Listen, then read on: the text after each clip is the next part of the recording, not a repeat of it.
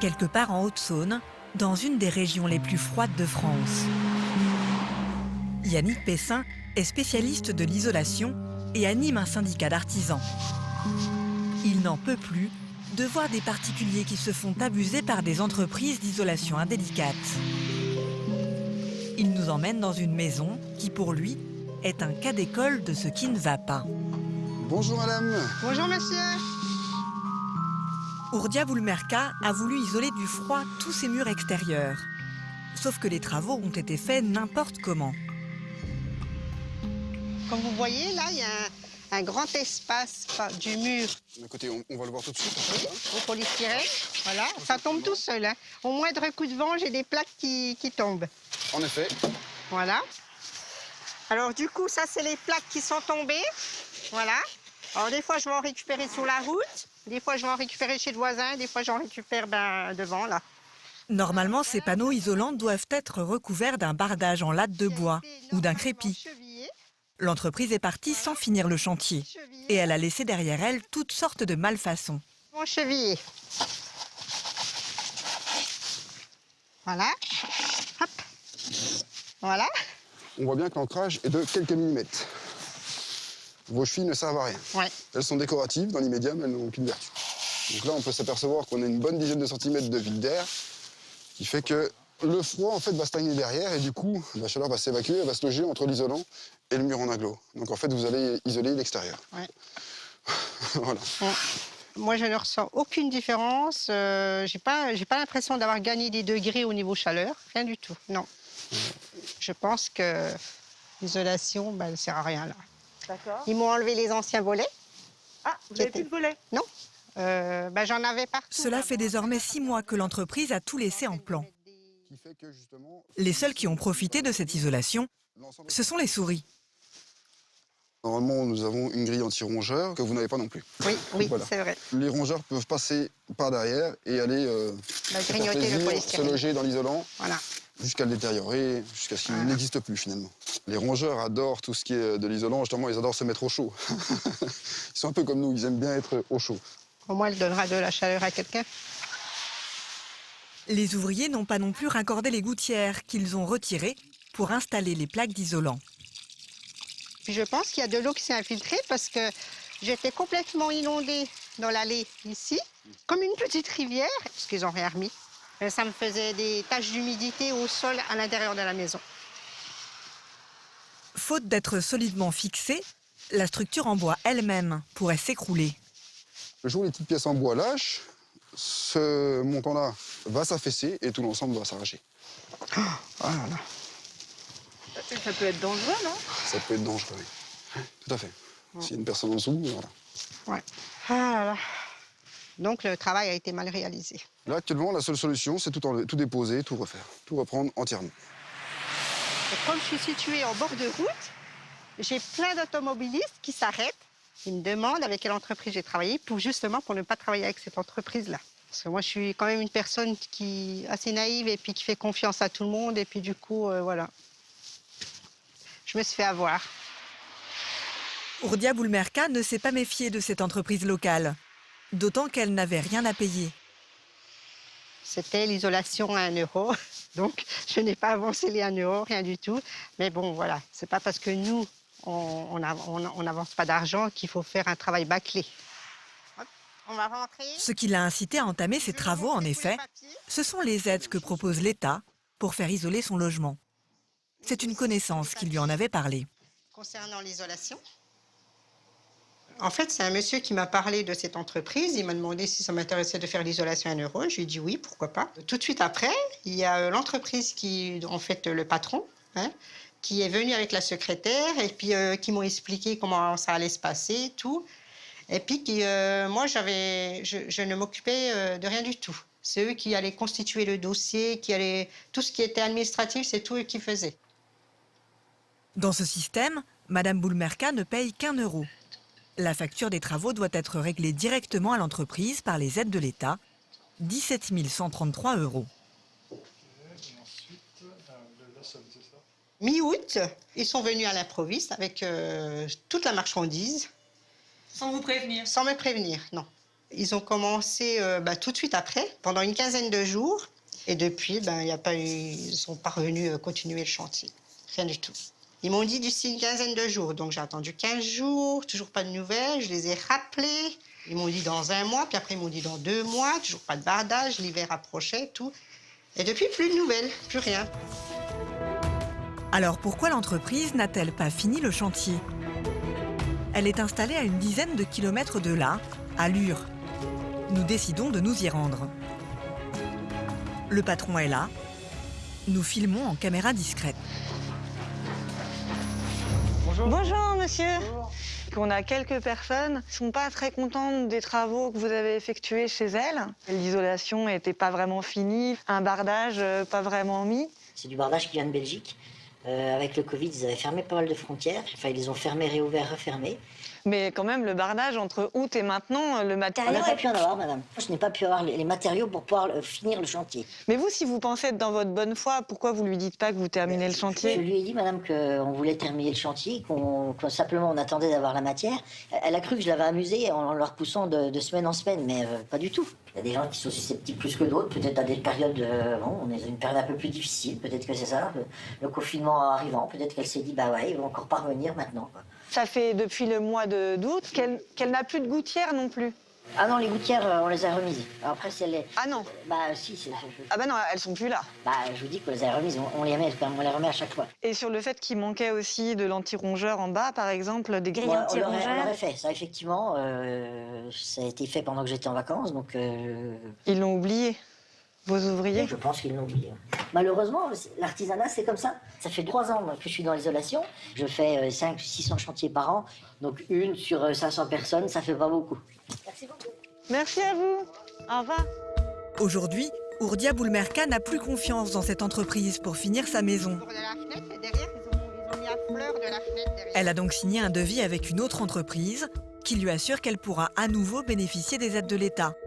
Mais cette fois, il lui faudra quand même payer une partie du chantier de sa poche, environ 7 000 €. Intervenir une nouvelle entreprise pour recommencer toute l'isolation des murs extérieurs. On m'a livré donc tout le matériel la semaine dernière. Il y a là du crépi et des panneaux d'isolant. Je vous cache pas que ce qui me chiffonne un petit peu, Oui. mais c'est qu'il y a quand même des matériaux qui auraient dû être mis à l'abri de la pluie et du froid. Alors ils m'ont dit que ça va rester une quinzaine de jours ici et que ça ne risque rien. Regardez, je vais juste vous montrer une petite chose. Oui. Stockage conservé dans les emballages d'origine intacte à une température de plus 5 degrés à plus 25 degrés, protégé contre la chaleur et le gel. Donc ce produit-là aurait dû être au moins stocké en intérieur, hors gel. Oui. Mais là, votre ça a sac, pris l'eau votre sac quand en même. bas, il prend l'eau. Oui. C'est fichu. Les 4-5 sacs qui sont au fond ne seront pas utilisables, c'est sûr. Cette nouvelle entreprise sera-t-elle plus performante que la précédente? Notre expert en doute. Ces maisons défigurées se multiplient dans la région. On en voit de plus en plus, ça pousse comme des champignons. Même nous-mêmes, on le constate en traversant des villages. Des maisons qui sont noires, pas finies. Et c'est toujours navrant de voir la détresse des gens qui finalement se retrouvent bloqués dans un système qu'ils ne comprennent pas et qu'ils n'arrivent pas à maîtriser. Ce jour-là, Yannick nous montrera aussi cette maison, laissée en l'état depuis 6 mois. Quand ils avaient posé ça, je suis arrivée, je dis écoutez, il y a une sonnette là. Il a mesuré, il a coupé, puis voilà. Là non plus, la bâtisse n'a pas vu la couleur du crépi et les travaux ont été faits en dépit du bon sens. Le balcon a été découpé pour la mise en œuvre, ce qui peut se comprendre, mais il aurait dû être posé. Parce que là s'il y a des petits-enfants qui courent sur le balcon, danger pour la personne, quoi. Donc ça, c'est quand même très, très grave. Sous la pression des artisans, dit-elle, la propriétaire a signé la réception des travaux et l'entreprise a touché les aides de l'État, environ 5 000 €, sans finir le travail. Mais il y a plus grave. Certains particuliers risquent de se retrouver ruinés.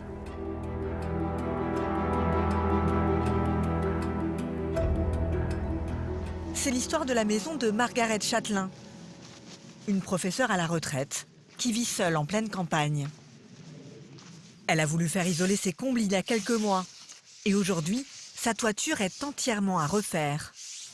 La laine de roche a été injectée au contact des tuiles. L'air ne circule pas. Regardez, la laine de roche, comme c'est tout humide, ça imprègne la tuile. Et là, On voit la latte qui est mouillée et elle commence à pourrir. C'est des morceaux de tuile. La tuile s'effrite, elle éclate. Le toit est foutu. Margaret Chatelain n'avait pourtant pas agi sur un coup de tête. Elle pensait avoir pris toutes les précautions. Elle n'avait pas le droit au dispositif à 1 €, mais à d'autres aides à la rénovation énergétique. Pour compléter, elle avait même décidé de mettre de l'argent de sa poche. Je m'étais dit, je vais investir, moi, pour plus de confort, alors que j'ai une petite retraite, donc je fais quand même relativement attention à mes dépenses. Je me suis dit, je vais investir pour avoir plus de confort, pour avoir une maison qui est au top. Et là, je me suis dit, mais je me suis fait gruger. Le devis est salé. 14 900 €. Mais l'entreprise lui fait miroiter toute une série d'aides. 30% de crédit d'impôt, plus 2 000 €, plus 1 883 €, plus 1 357 €, etc. Plus encore 3 200 € de la société Butagaz. Il ne lui reste à débourser que 5 000 €. Et la caution d'une grande entreprise la rassure. Il m'avait dit que Butagaz venait vérifier l'installation et qu'après ça, il me donnait donc le chèque qui correspondait donc aux économies d'énergie. Ça vous a rassuré aussi? Ah ben oui, je me suis dit, il y a un visu, il y a quelque chose vraiment... En plus, ce qui m'a rassurée, c'est le certificat qualité RGE. Je me suis dit, bon, c'est un label quand même. En réalité, contrairement à ce que lui promettait l'artisan, Margaret Chatelain n'a eu droit qu'à 2 500 € d'aide. Et pour le reste, elle a dû régler l'addition elle-même. Sans compter qu'aujourd'hui, il lui faut remettre au pot pour sauver son toit. C'est mes vieux jours qui sont laminés, là. Chantier bâclé, malfaçon. Depuis 2 ans, les abus et les escroqueries au chantier d'isolation se sont multipliés. Les propositions commerciales pullulent sur Internet ou dans la presse pour isoler des façades, des combles ou encore financer un nouveau chauffage. Toutes plus alléchantes, les unes que les autres. Plusieurs sites se prétendent officiels. Ils affichent la Marianne tricolore ou même la photo des anciens ministres de l'écologie, Nicolas Hulot et François de Rugy. Derrière ces offres, un dispositif d'État un peu compliqué pour inciter les grands fournisseurs d'essence, d'électricité ou de gaz à financer des travaux d'économie d'énergie. Premiers concernés, EDF, Total ou Butagaz. Ils peuvent par exemple financer l'installation des portes sur les frigos dans les supermarchés, le remplacement des ampoules à incandescence par des LED, l'isolation des façades, des combles ou des caves chez des particuliers. C'est bon pour la planète. À chaque chantier, les artisans qui font les travaux envoient leurs factures aux fournisseurs d'énergie. Et ce sont eux qui règlent la note.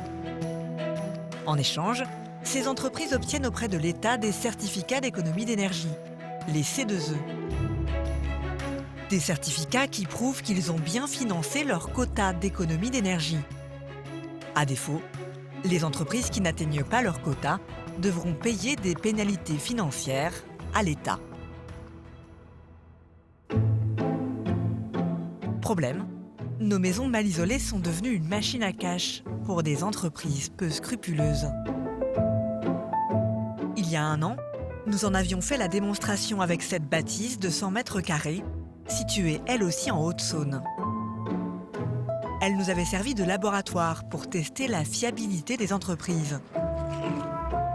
Nous avons caché des caméras à plusieurs endroits. Tu vois? Après, j'appuie sur REC. Soit tu rec là. Ouais. Là, il est requé. Ok. D'accord. Et là, je l'éteins. Comme on n'y connaît rien, nous avons demandé à Yannick Pessin, l'expert en isolation, de nous accompagner. Sa mission, nous indiquer les pièges que les bons professionnels devraient absolument repérer. Il y en a toujours dans les maisons. Dans celle-ci, il n'y a pas de trappe d'accès au grenier. Il faut enlever les tuiles pour entrer dans les combles à isoler. À l'intérieur, il y a un conduit de hotte de cuisine qu'il ne faut surtout pas recouvrir d'isolant. Ça, on ne peut pas le laisser comme ça. On ne peut pas le laisser comme ça. On ne peut pas le laisser, on va le recouvrir. En plus, on se rend compte qu'il est percé. Au floconnage, on risque d'avoir des flocons qui vont rentrer dans le conduit de la hotte et d'obstruer la hotte, donc avec un risque d'incendie par la suite, quoi. Il y a aussi des infiltrations d'eau le long de la cheminée, Voilà, on voit que c'est humide. à réparer d'urgence, sous peine de détériorer l'isolation. Ces boîtes-là, en fait, Comme souvent, on trouve des boîtiers électriques à plusieurs endroits. Ils devront rester accessibles. Dernier point important, les combles sont séparés en deux par un mur porteur. Il faut donc ménager un autre accès pour mesurer la totalité des combles à isoler. En tout, 80 mètres carrés. Nous cachons une caméra sous les tuiles et un caméraman dans les bois. Quelques minutes avant l'arrivée de la première entreprise de travaux que nous allons tester.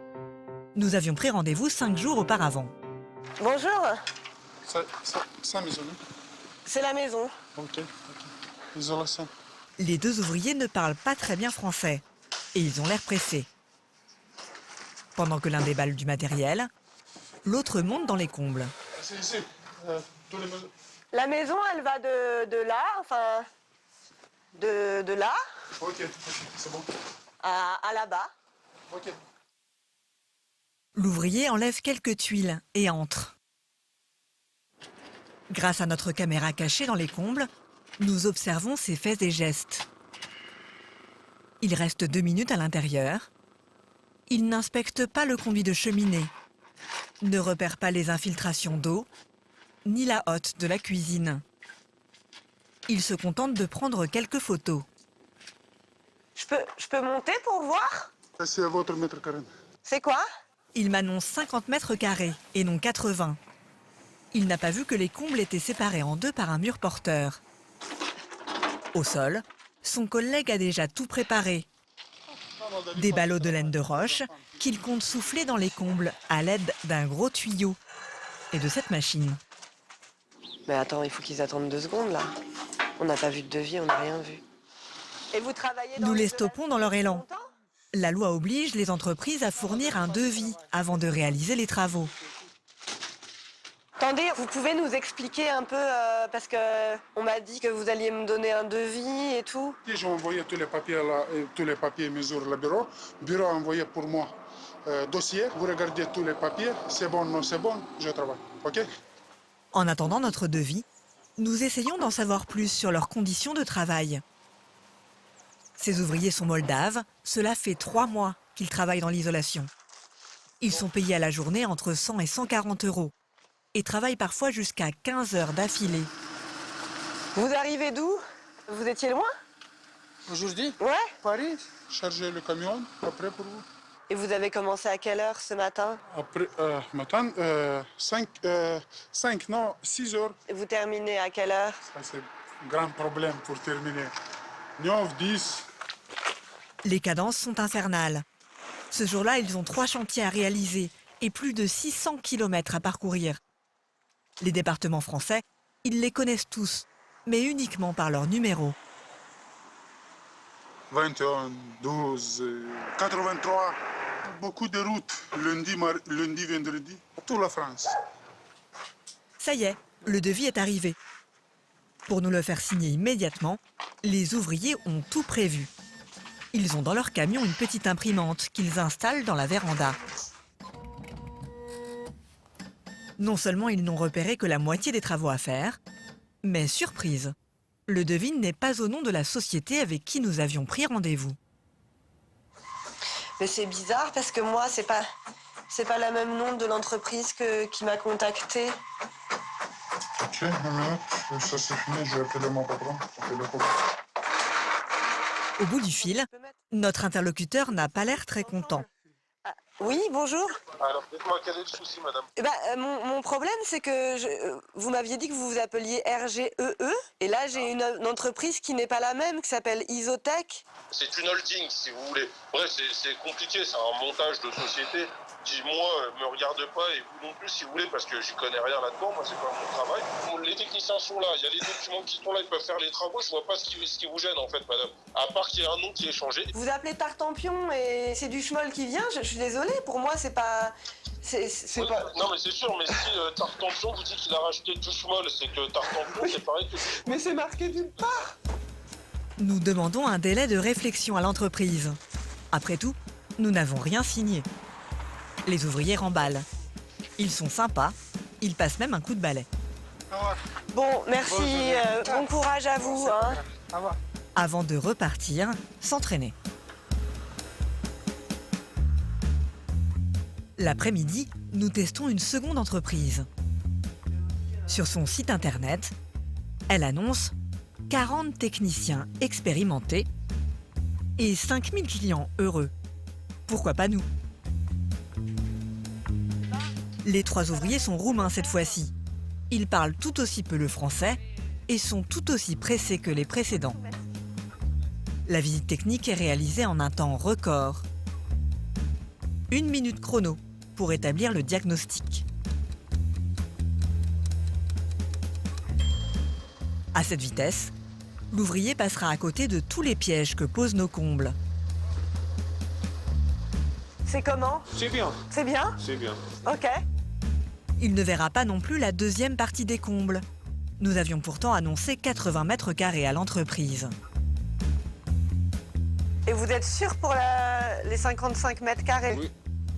C'est la maison, c'est grand. Ouais. Le comble, c'est petit. Difficile de se faire comprendre. Pour aller au bout de l'expérience, nous décidons de les laisser quand même faire les travaux.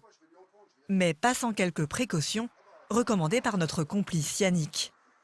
Ça, c'est les boîtes de dérivation, ça. Par contre, il faut les repérer, les boîtes de dérivation. Vous voulez marquer? Il faudrait marquer où elles sont, ouais. Normalement, il faut placer des étiquettes au-dessus des boîtiers électriques avant de les recouvrir d'isolant. Des étiquettes qu'ils avaient oubliées au fond du camion. Marqué. Ah, ok. C'est bon? Ouais, c'est bon. Ouais. La laine de roche est dangereuse à respirer, mais les ouvriers n'ont qu'un masque pour 3. Ils se mettent au travail. Ils ont pensé à protéger le conduit de cheminée, mais ils n'ont pas signalé les infiltrations d'eau. Ils projettent les flocons. La couche d'isolant, étalée sur 32 cm d'épaisseur, sera censée protéger la maison du froid. Eux aussi ont leur petite imprimante portative. Il ne reste plus qu'à payer la facture. 1 €. Je vous donne ça. Voilà. C'est bon. Ils repartent. Le travail, lui, n'est qu'à moitié fait. Ok, alors, vérification. Ils sont rentrés par là. Donc, ils ont vu qu'il y avait un mur sur la gauche. Mais ils n'ont pas pensé, en regardant la toiture extérieure, qu'il y avait encore 5 mètres derrière qui n'étaient pas accessibles. Ils sont passés complètement à côté. Tout le gain de chaleur qu'on pouvait avoir là-bas, on le perd à nouveau ici. Donc le gain potentiel sur la facture d'énergie sera nul. Un rapport de l'Agence de la transition écologique confirme que les économies d'énergie générées par le dispositif sont 40% inférieures à celles escomptées. Ces mauvais résultats s'expliquent en partie par une véritable industrie de l'escroquerie à l'isolation que nous avions découverte il y a 1 an lors de notre enquête. Dans ce petit village, par exemple, des travaux bâclés auraient même pu coûter la vie à cette famille que nous avions rencontrée. L'histoire se passe la veille du Nouvel An 2018. Stéphane et Virginie Lacaze ont allumé leur poêle à bois, comme tous les soirs d'hiver. Le couple n'avait jamais eu de problème avec sa cheminée, jusqu'à ce soir-là. En fait, je venais de me coucher, puis j'ai entendu cric, cric, cric. Donc je pensais que c'était des bêtes qui étaient dans le plafond. Et puis dès que je suis sortie de la chambre, là, j'ai senti une odeur. Donc je suis vite allée dire à mon mari, il est éteint le feu? Donc il me dit, oui, il est éteint le feu. Et je suis descendue dans la rue, il faisait nuit noire. J'ai vu des flammes sortir du toit. C'était sous les combles que ça prenait feu, en fait. La charpente qui prenait feu. L'intervention des pompiers dure plus de 4 heures. De la laine de verre a été posée trop près du conduit de cheminée. C'est ce qui a provoqué une surchauffe et embrasé la charpente. Les pompiers nous ont dit vous avez eu chaud à un quart d'heure près, c'était. Puis on a toutes les chambres à l'étage et du coup ça tombait direct sur les chambres des enfants, sur la nôtre, voilà. Vous avez dit vous pouvez brûler un cierge parce que on est loin, quoi. Les Lacaze venaient de faire isoler leur comble 2 semaines auparavant. Par cette trappe, les ouvriers ont injecté de la laine de verre en flocons, sans veiller à laisser un espace autour du conduit de cheminée. Au moment de notre tournage, la famille vivait toujours au milieu des dégâts causés par l'incendie, avec des trous béants dans le plafond et un plancher qui se dégrade. Tout là c'est gondolé, tout là faut changer, sur toutes les chambres de l'étage. Au total, il y en a eu pour 20 000 € de réparation, prise en charge en grande partie par leur assurance habitation. Les Lacaze en ont quand même eu pour près de 2 000 € de leur poche. L'entreprise responsable, elle, ne venait pas du tout de la région.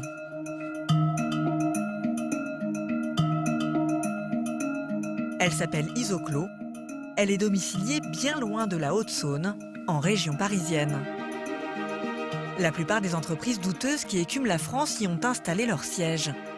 Une vraie filière de l'isolation à 1 €. Nous partons sur la piste d'Isoclo. Ses dirigeants ont refusé nos demandes d'interview. Nous nous rendons à leur adresse en filmant discrètement. Rien d'indiqué sur le panneau à l'entrée. Je vais regarder sur la boîte aux lettres, peut-être. Tu vois, ça là, ils sont là. Isonovia, Isoclo. Pas d'enseigne. Inconnue des voisins. Pour une société qui cherche des clients, elle est bien discrète. Nous ne sommes pas les seuls à errer dans les couloirs. Je cherche l'entreprise Isoclo. Je crois que c'est là, mais j'essaie de taper, mais j'arrive pas à rentrer. Y a personne? Je sais pas du tout.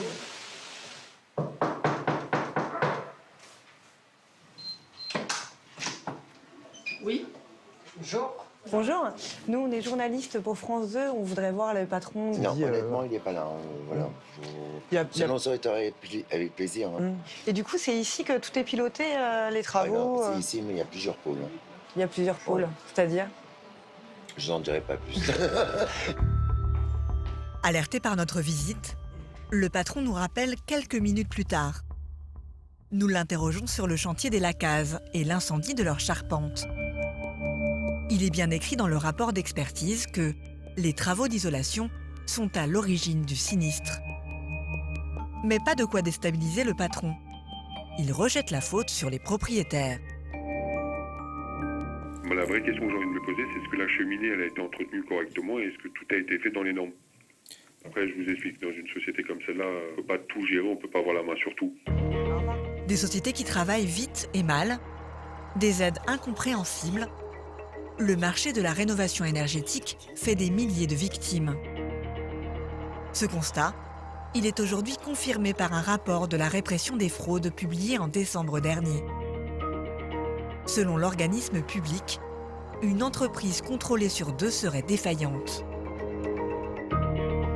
Le nombre conséquent de plaintes témoigne de la mise en place de réseaux à grande échelle qui abusent les consommateurs, notamment les plus fragiles, nuisent à la crédibilité des dispositifs gouvernementaux, à la bonne utilisation des deniers publics, mais aussi aux professionnels qui opèrent dans les règles de l'art. Que faire face à ces pièges? Nous retournons chez Margaret Châtelain, la retraitée dont la toiture a été endommagée. En désespoir de cause, elle a pris rendez-vous avec l'association de consommateurs UFC Que Choisir. Elle a demandé une expertise pour sauver son toit. La facture pourrait être astronomique. Elle cherche à faire payer l'entreprise d'isolation. Les travaux qui vous préconisent pour la remise en état sont quand même d'un coût assez important puisqu'on arrive à un total de presque 30 000 €. Voilà, c'est-à-dire le double de la facture initiale. Oui. Voilà. C'est important. Oui. Pour l'isolation, qui est mal faite. Hein. Et moi, plus ça va, plus je suis dépitée, en fait. Nous avons contacté l'entreprise. Elle admet que les travaux ne sont pas conformes au projet, mais décline toute responsabilité dans la dégradation de la toiture. Pour le juriste de l'association, il y a tout de même un recours. Ce qu'on va essayer de faire maintenant, c'est d'essayer de jouer sur son assurance décennale, en fait, pour la mettre en cause, l'appeler en garantie pour obtenir une prise en charge. En parallèle, pour essayer d'avoir une indemnisation, on va essayer de demander des dommages et intérêts parce qu'ils vous ont trompé sur les montants des aides, etc. Le but, c'est quand même d'essayer de faire les choses de façon mieux pour que ça aille aussi un peu plus vite que si on doit rentrer dans un contentieux plus important. Je compte sur vous. Oui, je compte sur vous. Je n'ai que vous. Comme à tout, je n'ai que vous. Écoutez, on s'en charge. C'est vraiment... On est là pour vous accompagner, madame. L'affaire prendra sans doute plusieurs mois. L'État devrait supprimer l'offre d'isolation à 1 € en juin prochain, avec 6 mois d'avance. En revanche, le dispositif des certificats d'économie d'énergie devrait être reconduit pour 3 années supplémentaires.